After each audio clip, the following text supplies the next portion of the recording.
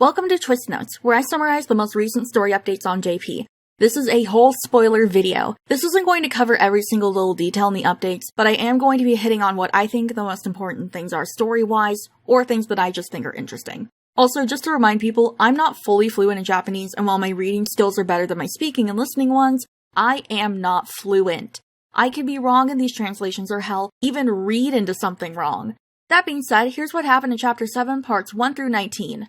As per usual, this opens up with a dream of Maleficent fucking it up at Aurora's christening or whatever it is, it's something Catholic. Yu wakes up frazzled and runs off to see the statue of the Thorn Fairy on Main Street. They make the connection and Malleus, Silver, and Sebek show up. Malleus talks about the Thorn Fairy and Yu greets him with the Hornton nickname, causing Sebek to lose his goddamn mind. Malleus tells him to chill.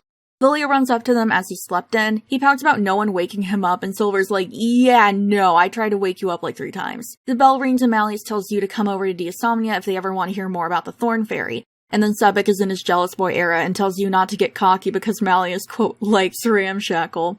He is so far in denial.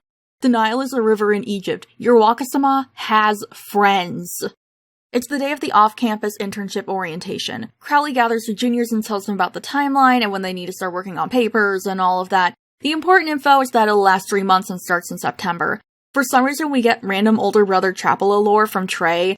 Apparently Ace's older brother interned at a theme park and then got a job there. Kate is interested in theme parks, which is what brings it up, but I still think it's weird that they're just like, hey, Ace's older brother, like, okay. Anyway, so Kate is interested in theme parks, but he's not sure what he wants to do, so he and Trey ask around what the others are doing. Leona's interested in geology and going to intern at an energy company, and he's already applied. I don't remember if they said if it was accepted or not, but I know that he said like, oh yeah, I already applied, and people were like, what?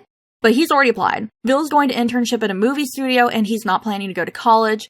He's opting to focus on his acting career once he graduates. Rook is planning on college and wants to go into archaeology. Hopefully he doesn't get disillusioned with archaeology and anthropology like I did when I was in college.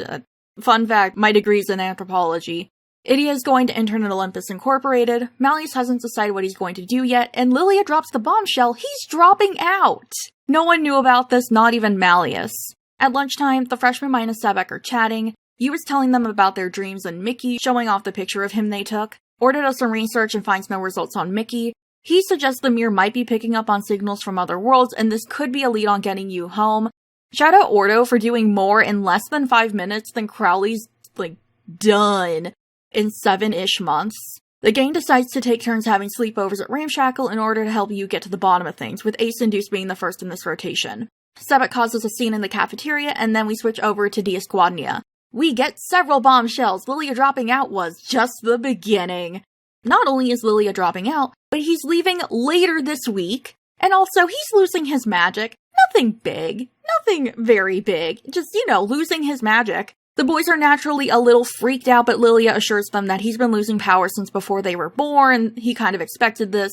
He thought he'd be fine for all 4 years of Night Riven College, but it's running out faster than he thought. He notes he doesn't have enough magic to teleport anymore.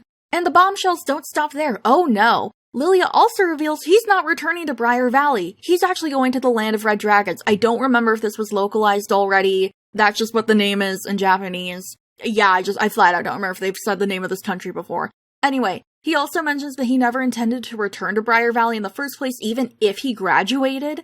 He notes that people want him to work while he's there, especially Malleus' grandmother and the current queen, Militia. Sebek and Silver are devastated, and Malleus pretends to be okay, but in reality, he's heartbroken. Lilia asks Silver and Sebek to help him pack and get rid of things as he's going to try and go minimalist for the move. Yeah, good fucking luck, Lilia. As Lilia leaves to start packing his things and get rid of stuff, Malleus starts making it storm outside. The freshmen minus Sebek also leave as Malleus watches them. Over in the dorms, Lilia and the boys are getting to work on clearing out his dorm room. Silver uncovers a sweets tin and upon opening it, finds a whole bunch of acorns and a ring on a necklace chain. I think the acorns is technically a bracelet, but I don't remember if they actually said specifically, but it's some kind of acorn jewelry thing put together with thread. The acorns are so old that they have cracks, and Silver even notes that it has insect activity going on. The ring has a specifically mentioned Aurora-colored stone, and it looks like Aurora's tiara. When he sees it, Silver starts nodding off. Lilia stops him from falling asleep and asks what's up. Silver mentions finding the ring in the acorns, asking if it's alright to toss the acorns. Lilia snaps at him not to toss it, claiming it's an important gift. It's so important that he claims even Malleus wouldn't dream of throwing it out. Silver apologizes. Lilia says he'll bring the acorns with him, but that Silver can have the ring. He reveals that he found it on Silver when he found him as a baby and planned to give it back to him once he was an adult, but he can have it now. We find that for whatever reason, Lilia brought his war weapon to school? Sepik gushes about it for a couple minutes because it's some magical weapon made of some super great material called mystium. Silver then reveals that they used it back at home for chopping wood. Classy. That night, Adusiu and Grimm are having their sleepover. They have a test soon, so they study together.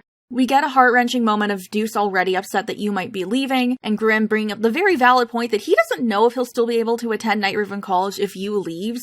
Ace is also upset, but points out that you only sees Mickey like twice a month, so they don't even know if Mickey's gonna show up in the first place. As they sleep, you wakes up and finds green lights in their room. Going outside to meet Malleus, they see him standing amidst like a little not a snowstorm, but like it's snowing. They mention, hey, it's fucking snowing. It's fucking windy. He makes it stop. He's so upset that he's fucking with the weather. I don't think it's a voluntary thing. I think he does it kind of subconsciously. I really don't think that he does it on purpose. He opens up to you and, in a vulnerable moment, tells them about a time he got really upset as a child, and like, a very, very young child. He mentions that he had just started to walk on 2 legs. He froze the castle over and nearly killed a shit ton of people after his grandma, who promised to eat with him, had something urgent come up and so she couldn't. He just kinda lost it and manifested ice everywhere. Lilia ended up saving the day, coming in and freeing everyone. He suggested using the ice and some syrup to let everyone have shaved ice. Not gonna lie, if I just got frozen alive by a literal baby and then my compensation was shaved ice, that would be my 13th reason. But the servants all sat down and ate it. I mean, let's be real, they probably didn't really have a choice. After he calmed down a bit, Lilia scolds Malleus and he's like, you almost lost everyone at this table. And the topic turns to loneliness, and Malleus says that he's used to being lonely and that he was alone before he'd even hatched, which we do get confirmation that he did hatch, it wasn't a live birth. I don't know if that would be an easier childbirth or a harder one. I really don't know. Down in the comments, please, no, do not. We are not discussing that. We are not going to think about that, actually. We are just going to read that sentence, and we're gonna move on. You, who doesn't know how to read a room, decides this is a great time to tell Malleus that they may have found a lead on going home. Although, to be fair, Malleus does ask what's going on with them, and like, sorry for taking up so much time talking. So it, like, wasn't completely unprompted. Malleus tries to keep it together, but it's obvious he's incredibly upset. He and you talk, and he says, if there's a way to keep loved ones with you forever, wouldn't you want it? And you respond with, like, well, duh, of course. Like, who wouldn't? And Malleus will remember this. We end the chapter with Malleus and you bidding each other goodnight. Malleus remembers the words Lilia spoke to him as a child, and he notes that everyone leaves him. Yeah. Yeah, that's the first part of chapter 7.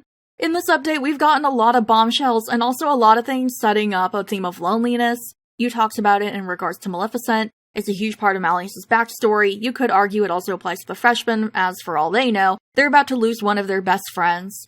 I'm not really going to go over speculation in this video, I'll do that another time, but as always, I hope I'll see you later, fellow spoiler-loving gremlins.